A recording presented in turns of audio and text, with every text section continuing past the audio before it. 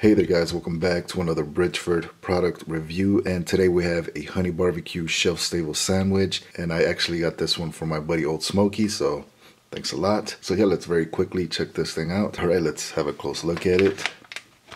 Alright, here we have the Bridgford logo of some kind of foreign language here, and I believe this is Danish. As you may already know, Bridgford is an American company, so this was actually imported by a company in Denmark, brought back here to the US. So yeah, it's been around the world.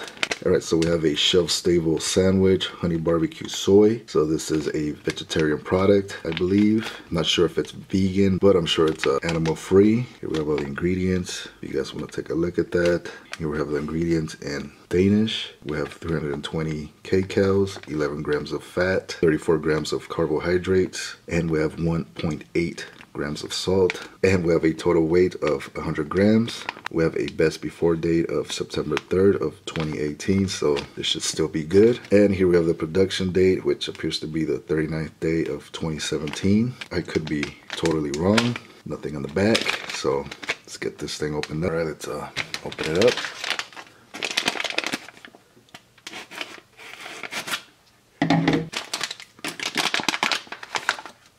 And we'll get rid of this. And there you have it. Feels very soft. You can see the wheat bread. All right, so cut this thing in half, so we can get a nice cross section. And there you have it. That's the honey barbecue soy. So let's grab a bite. Let's give it a quick sniff. Yeah, you can definitely smell the wheat. It's got a nice sweet scent. So let's try it out. Let's have a bite. Yeah, what can I say about this one?